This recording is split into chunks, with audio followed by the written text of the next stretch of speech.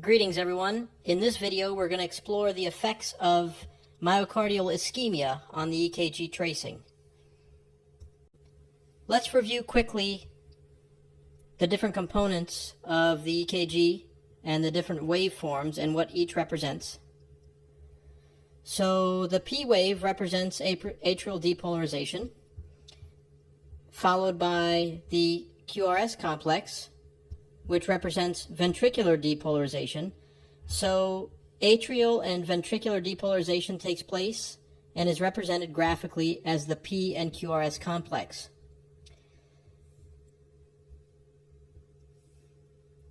Following the QRS complex is the ST segment, and following the ST segment is the T wave, and both the ST segment and T wave represent repolarization of ventricular tissue.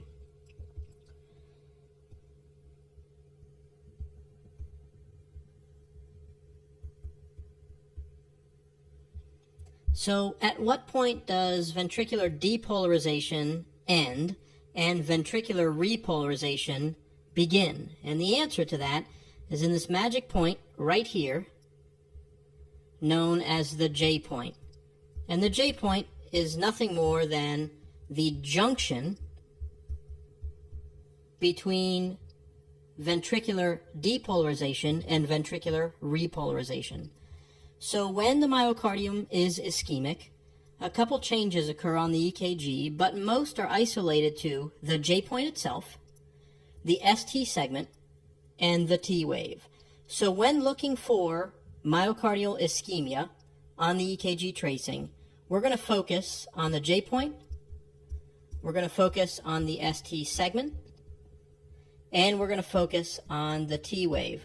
And certainly there will be some other changes to the QRS complex perhaps, even maybe to the P wave and PR segment and interval, but the majority of the findings that we'll have during myocardial ischemia are going to be limited to the J point, the ST segment, and the T wave.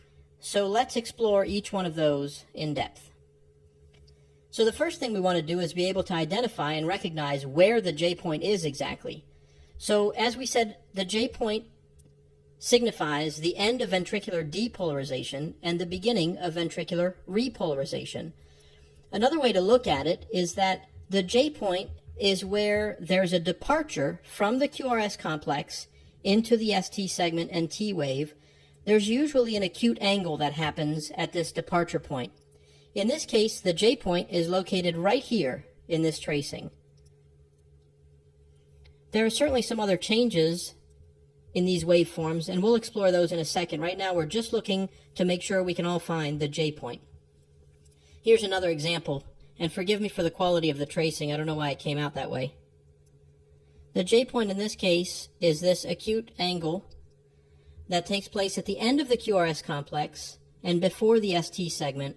That's the junction, the end of ventricular depolarization and the beginning of ventricular repolarization. Let's do one last example, the J point. So the J point in this example is right about here. And again, that signifies the end of ventricular depolarization off to the left, and everything to the right of that point is ventricular repolarization. Being able to find the J point is critically important because we're going to next evaluate the location of that J point against other elements on the EKG trace. So in this case, there are a couple rules to follow.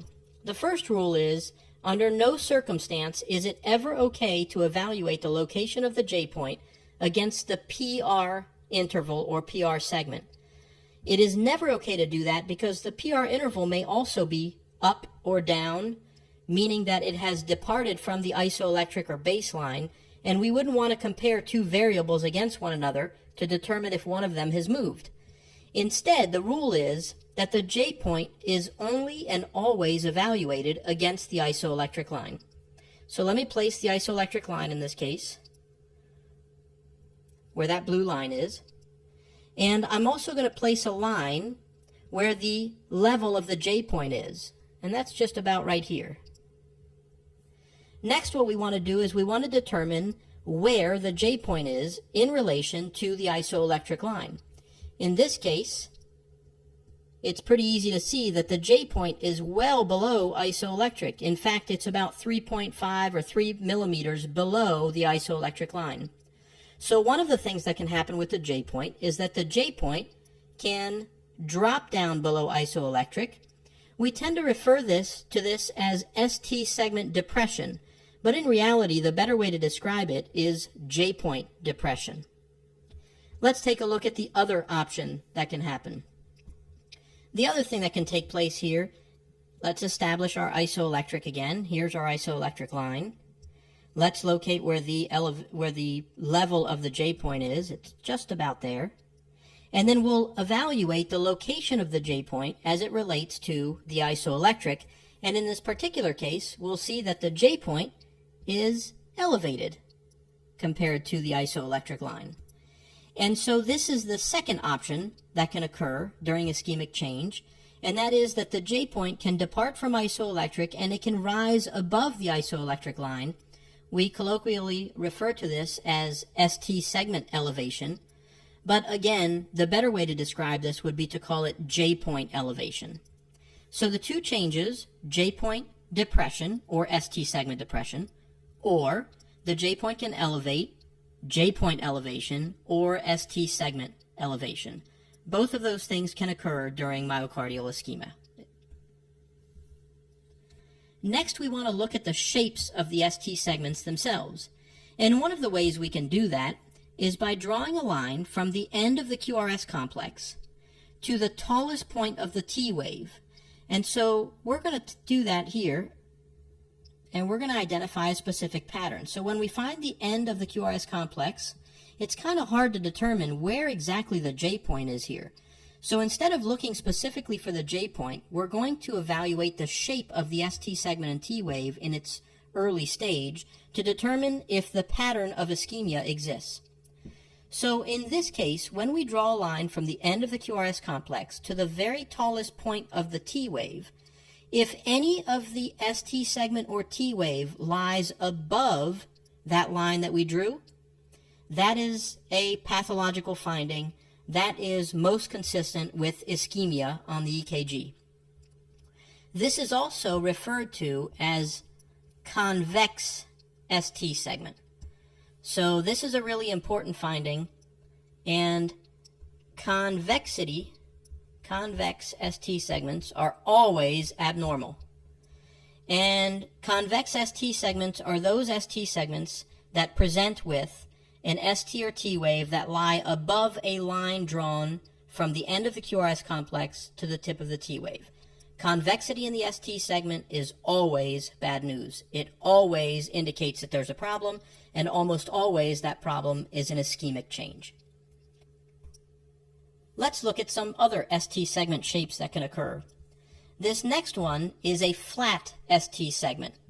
Just as though we did in the previous example, if you find the end of the QRS complex, in this case the J point is very clearly identifiable, and you draw a line, let me go back here, and you draw a line from the J point to the tip of the T wave, if the ST segment or early phase of the T wave lie right on the line that you draw, this is a horizontal section. This is a flat section, and ST segments and T waves are never supposed to be flat.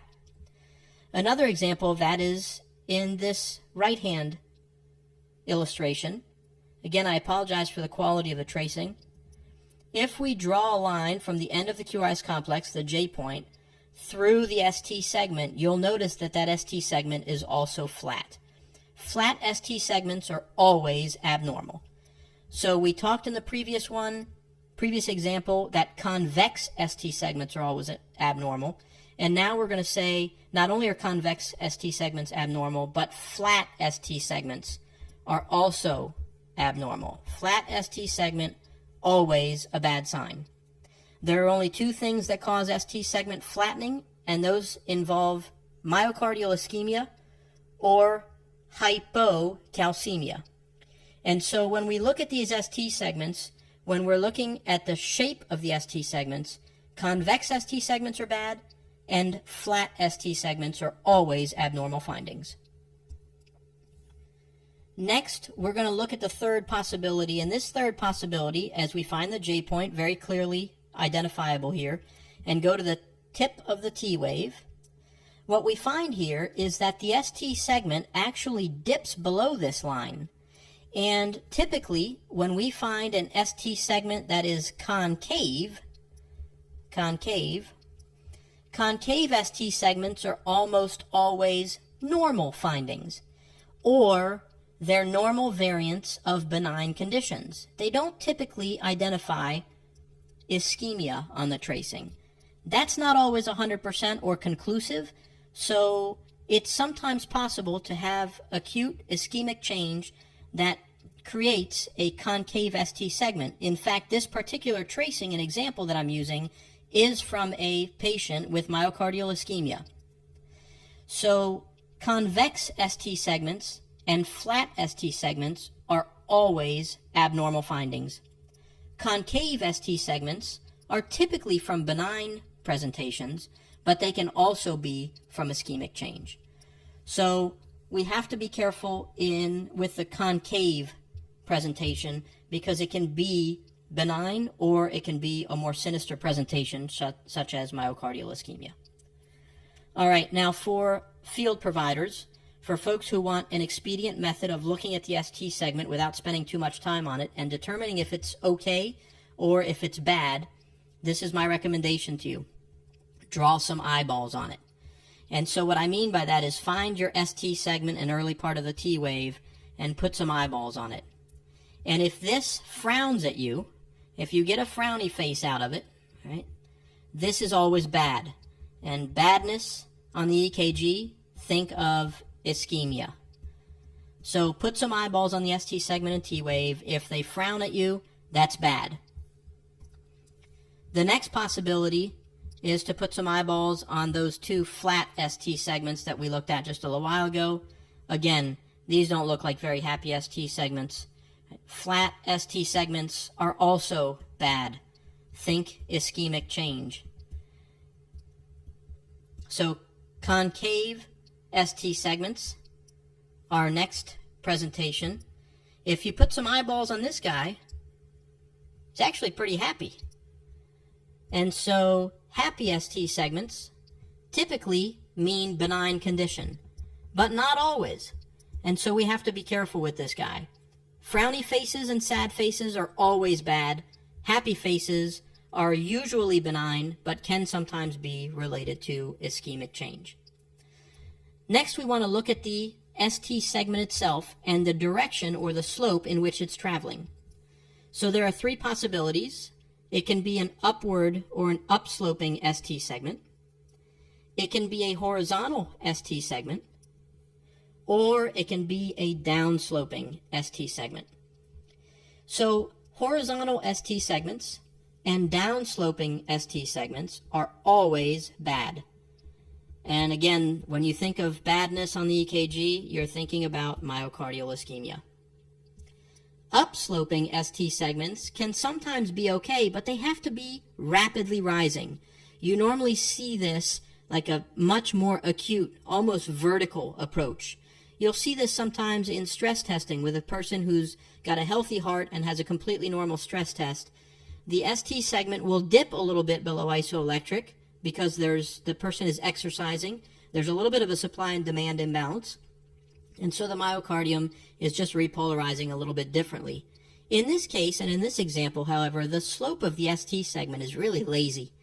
So these three slopes that are illustrated on this chart are all bad and all indicate ischemia. So a lazily rising, upsloping ST segment is bad. Horizontal ST segment, always bad. And downsloping ST segment, always bad, always signs of myocardial ischemia. Really, really important to identify in the EKG. Last but not least, we want to look at the T wave itself, and we want to see the changes associated with the T wave. So there are going to be four really important changes to look for. The first one is a peaked or tented T wave. The next one is going to be a broad base.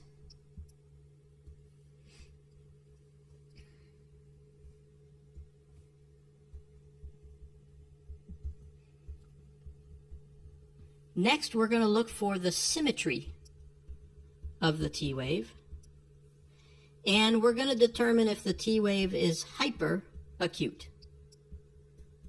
Now let's explore each of these independently. So when we talk about a peaked or a tented appearance, a normal T wave is supposed to have a nice gradual upslope and a rapid return to baseline. It's not supposed to look like a TP or to be peaked or tented, as is the case with this particular example.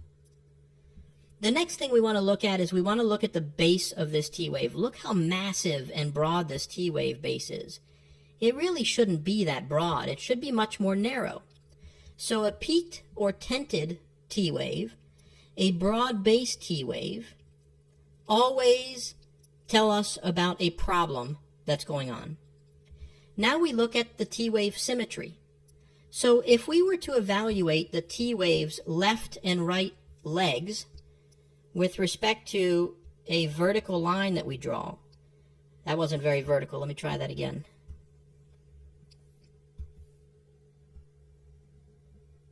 A little bit better. If we now evaluate this right leg and compare it to this left leg, you'll see that both kind of mirror one another. And so this talks and speaks to the symmetry of the T wave. And as we discussed up here, a normal T wave, no matter where you put a vertical line, there should be no symmetry right to left. There should be a nice gradual upsloping ST segment into the T wave and a rapid return to baseline. So symmetrical T waves are always an abnormal finding.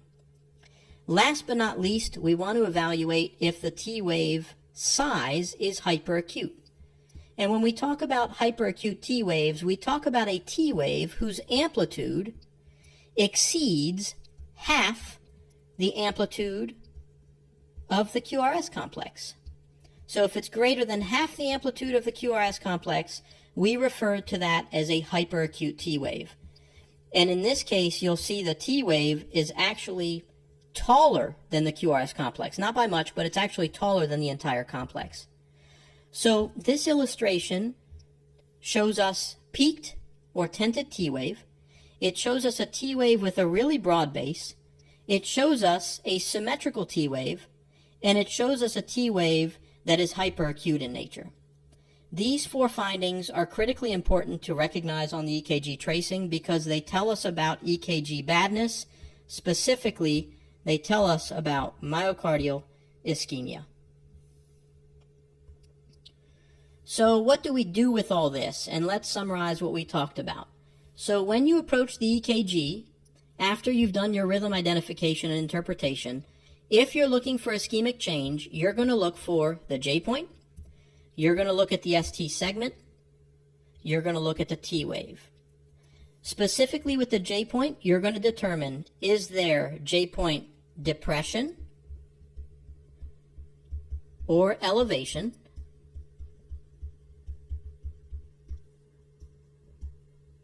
If there's ST segment depression or J point depression or ST segment elevation or J point elevation, these are both abnormal findings. So the presence of either one of these or both in certain EKGs is abnormal. So we're really going to want to be able to recognize that. This is an abnormal finding. This speaks to ischemic change. Next, we want to look at the ST segment itself. Is the shape convex? Is it flat? Another way to ask is it frowning or sad appearing if you put eyeballs on it? Or is it concave? Remember that convex and frowning are always abnormal. These speak to myocardial ischemia. And concave is sometimes abnormal, but usually associated with benign conditions. Lastly, we want to determine what the shape of the T wave is, and there are four specific things we're going to look for. The first is the T wave peaked or tented in appearance? Next, we want to inquire about the base of the T wave. Is there a broad base? Oops, I did that last time too. Is there a broad base? Next, we want to look at the T wave symmetry. Symmetric T waves are always abnormal. Last but not least, we want to look at, is the T wave hyperacute? And again, that was, is the amplitude of the T wave in excess of half of the QRS amplitude? So the presence of ST segment depression and or ST segment elevation, the presence of convex or flat ST segments, the presence of peaked or tented, broad-based, symmetric, and hyperacute T waves all identify the presence of myocardial ischemia.